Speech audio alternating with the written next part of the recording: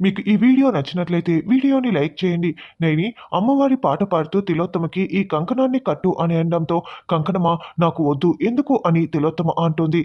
అమ్మ కట్టించుకుంటే ఏం పర్వాలేదు. నైని పాట విని కూడా చాలా రోజులైందని విశాల్ అంటే, అదేమి బంగారు కడియం కాదులేండి అత్తయ్య, కట్టించుకుంటే బాగుంటుంది అని హాసిని అంటుంది. నైని పాట చేతికి కంకణం చాలా బాగుంటుంది, కానివ్వండి కానివ్వండి అని దురంధర పాము కూడా అంటారు.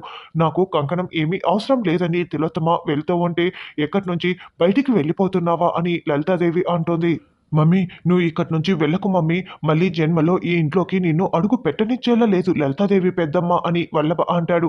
ఇష్టం లేదని చెప్పడం కూడా తప్పేనా అని సొమ్న అంటే, పూజలో పాల్గొనటం కూడా తప్పేనా అని విక్రాంత్ అంటాడు. మిమ్మల్ని ఏమి ఆ గ్లోజు తీయమని చెప్పట్లేదు కదా, కట్టించుకోవటానికి పెద్ద సీన్ చేస్తున్నారు ఏంటని హాసిని అంటే, అమ్మ చిన్న విషయాన్ని పెద్దది చేయకని విశాల్ అంటాడు. నీ గాయం త్వరగా మానిపోవాలనే కదా ఇలా కంకణం కట్టమని చెప్తున్నదని విశాల్ అంటే, కానీ ఇప్పుడెందుకు అని తిలోత్తమ అంటుంది. మంచి ముహూర్తం ఉన్నప్పుడే ఇలాంటి పనులు పూర్తి చేయాలి. నైని నువ్వు పాట పాడమ్మా అని లలితాదేవి అనడంతో, నైని అమ్మవారి పాట పాడుతూ ఉంటుంది. అమ్మవారి పాట పాడుతూ పూజ చేసి హారతిని అందరికీ ఇస్తుంది. తర్వాత అమ్మవారి దగ్గర పెట్టిన ఆ కంకణాన్ని తిలోత్తమ దగ్గరికి తీసుకువస్తుంది. అమ్మ చెయ్యి కాస్త ముందుకు పెట్టు అని విక్రాంత్ అనడంతో, నైని ఆ కంకణాన్ని తిలోత్తమ చేతికి కట్టేస్తుంది. అంతే కదా వదినా, ఇంత మాత్రానికి బెట్టు చేస్తున్నావు ఎందుకు అని దురంధర్ అంటే, ఎవరే వదినా, వదినాని ఎవరిని పిలుస్తున్నావు అని తిలోత్తమ ఒక్కసారిగా మొగ గొంతుతో మాట్లాడుతూ ఉండటంతో అందరూ షాకింగ్ గా చూస్తూ ఉంటారు. తిలోత్తమ చెయ్యి, గ్లోజు ఉన్న చెయ్యి గజగజ వణికిపోతూ ఉంటుంది. అకాయ్ అని పావన్మూర్తి పిలుస్తూ ఉంటే, మమ్మీ నీ గొంతేంటి అలా మారిపోయింది అని వల్లభ ప్రశ్నిస్తూ ఉంటాడు. నా గొంతు నొక్కటానికే నా మణికట్టుకి కంకణం కట్టాడ్రా అని తిలోత్తమ మగ గొంతుతో మాట్లాడుతూ ఉంటుంది. దాంతో తిలోత్తమ మంట మంట అని మగ గొంతుతో అరుస్తూ ఉంటే, అప్పుడే నైని అమ్మగారు ఇంతకుముందు గుమ్మడికాయతో దిష్టి తీయాలనుకున్నప్పుడు కూడా తిలోత్తమ అత్తయ్య ఇలాగే వ్యవహరించారు అని నైని అంటుంది. అమ్మవారి శక్తి ముందు ఎవరి కుయుక్తులు పని చేయవు నైని అని లలితాదేవి అంటుంది. ఇక తిలోత్తమ ఒక్కసారిగా మంట మంట అని వెలువెల్లాడిపోతూ ఉంటే, నైని అమ్మవారి దగ్గరున్న ఆ కుంకుమ తీసుకొని తిలోత్తమ నుదుటిపై పెట్టు అనగానే, నైని వెంటనే తిలోత్తమకి బొట్టు పెడుతుంది. అప్పుడు తిలోత్తమ చేతికి ఉన్న గ్లోజుని మంట మంట అంటూ తీసి విసిరి పడేస్తుంది. తిలోత్తమ ఆ గ్లోజు ఉన్న చెయ్యి నల్లగా ఉంటుంది. దాంతో అది చూసిన అందరూ నోరు తెరుచుకొని షాకింగ్ గా చూస్తూ ఉంటే, అది చెయ్య లేకపోతే కట్టెల పొయ్య, అదేంటి అలా ఉంది అని పాము అంటాడు. ఏమైంది తిలోత్తమ అని లలితాదేవి కోపంగా ప్రశ్నిస్తూ ఉంటుంది. అప్పుడు తిలోత్తమ తన వాయిస్తోనే మాట్లాడుతూ ఉంటుంది.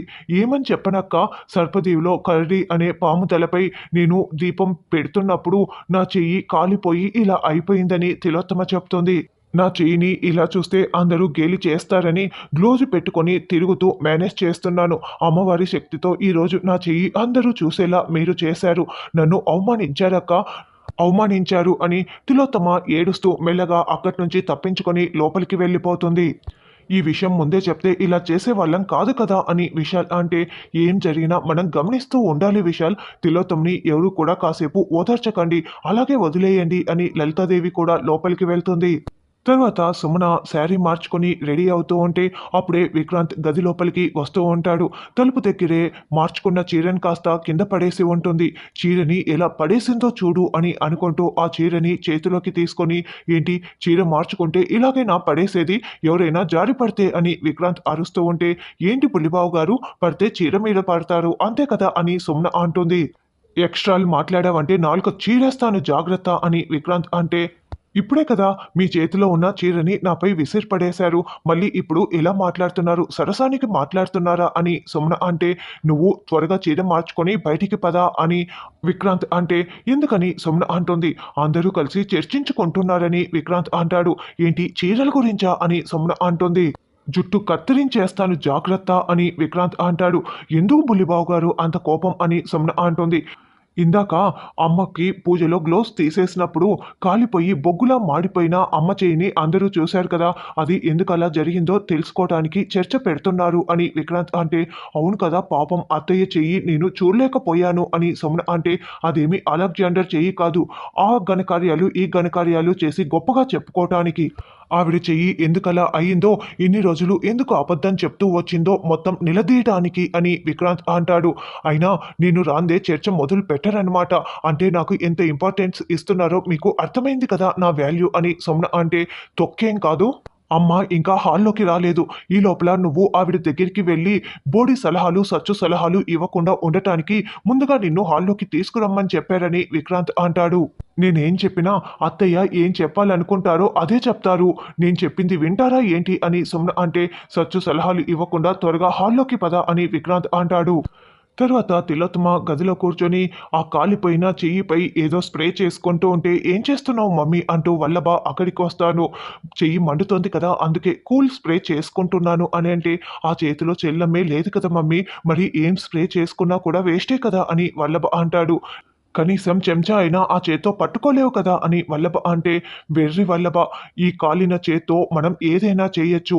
ఈ కాలిన చెయ్యే లేకపోతే మీ అమ్మ ఈరోజు ఈ స్థాయిలో ఉండేదే కాదు. ప్రతి పౌర్ణమికి ఇష్టం వచ్చిన రూపంలోకి మారిపోవచ్చు. వ్యాపారాభివృద్ధి జరుపుకోవచ్చు. చాలా చేయొచ్చని తిలోత్తమ చెప్తుంటే, నువ్వేమో ఇలా చెప్తున్నావు కానీ ఈ కాలిన చెయ్యి గురించి ఇంట్లో వాళ్ళు రకరకాలుగా మాట్లాడుకుంటున్నారు మమ్మీ అని వల్లభ అంటాడు. కానీ నా చెయ్యికి ఏమైందో నైనికి మాత్రం తెలిసే ఉంటుంది, మిగతా వాళ్ళకి తెలియకపోవచ్చు అని అంటే, అదెలా సాధ్యం మమ్మీ, నైని మరుదలకి ఎలా తెలుసు అని వల్లభ అంటాడు.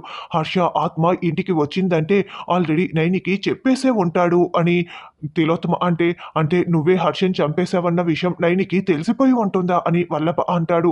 ఆత్మకి అంత సమయం ఉందో లేదో, చెప్పి ఉంటే ఈ పాటికి నన్ను నిలదీసి ఉండేది కదా అని తిలోత్తమ అంటే, అసలు ఆ హర్ష ఆత్మ నైని దగ్గరికి ఎందుకు వచ్చింది మమ్మీ అని వల్లభ అంటే, రే, ఆత్మలతో నేను మాట్లాడగలను, చూడగలను కదా, అలాగే నైనికి కూడా ఆత్మల్ని చూడగలదు, మాట్లాడగలదు అని తెలుసుకున్న ఆ హర్ష నైనికి విషయం చెప్దామని ఇక్కడికి వచ్చి ఉండొచ్చు.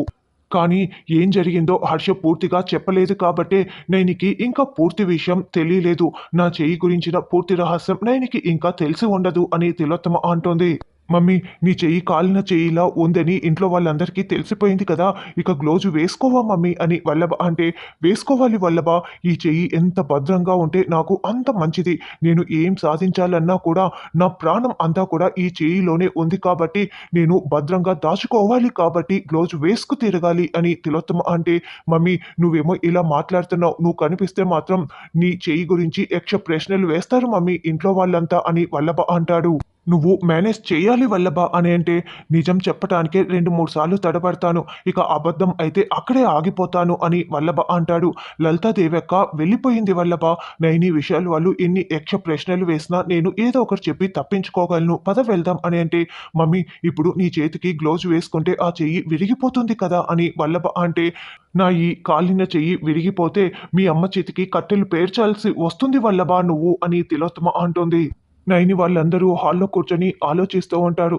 అల్లుడు, ఇన్ని రోజులు తిలోత్తమ అక్కాయ్ చెయ్యికి ఏమైందో చెప్పటం లేదని అనుమానించామే కానీ ఇలా జరిగి ఉంటుందని అసలు ఊహించలేకపోయాము అని పావన్మూర్తి అంటే, సర్పదీవిలో ఇలా జరిగిందంటే మనం కూడా ఏమీ మాట్లాడి ఉండేవాళ్ళం కాదు కదా అని దురంధర్ అంటే, ఆల్రెడీ అవుట్ ఇది అయిపోయినట్లే, ఆ చేత్తో ఏమీ తినలేకపోతుంది కదా, అందుకే సిగ్గుతో చెప్పలేకపోయిందేమోనని హాసిని అంటూ, నువ్వేమంటావు చెల్లి అని హాసిని అంటుంది.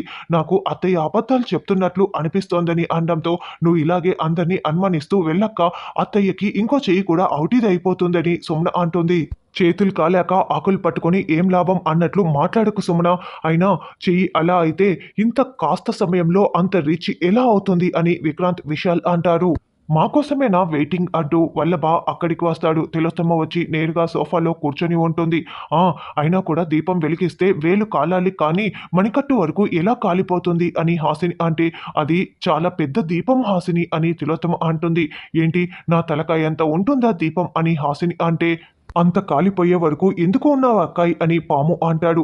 ఏం చేసేది పావన్మూర్తి, ఒక చేతిలో గాయత్రి పాప ఉంది, నేను వదిలేస్తే ఎక్కడ కింద పడిపోతుందోనని వదిలేయకుండా ఇలా చెయ్యి కాల్చుకోవాల్సి వచ్చింది అని తిలోత్తమ అంటే, వదిలేశారు అత్తయ్య, అందుకే కదా మీకంటే ముందుగా గాయత్రి పాప ఇంటికి వచ్చిందని నైని అంటుంది. అయినా కుడి చేతిలో ఉలూచి పాము పిల్లగా ఉంటే నువ్వు ఎలా వెలిగించావమ్మా అని విశాల్ అంటాడు. అవును కదా అని సుమన అంటే, ఉలూచి పాప కోరల్లో నుంచి వెలుగు వస్తే దాని ద్వారా వెలిగించాను అని తిలోత్తమ అంటుంది. అయ్యయ్యో, నా ఉలూచి నోట్లో నుంచి మంటలు వస్తూ ఉంటే నోరు కాలిపోయి ఉంటుంది కదా అని సుమన అంటుంది. వెయిట్ వెయిట్ వెయిట్, నువ్వు పాప సాక్సులు తీసినప్పుడు కాళ్ళు ఎలా ఉన్నాయి అని విక్రాంత్ ప్రశ్నిస్తూ ఉంటాడు.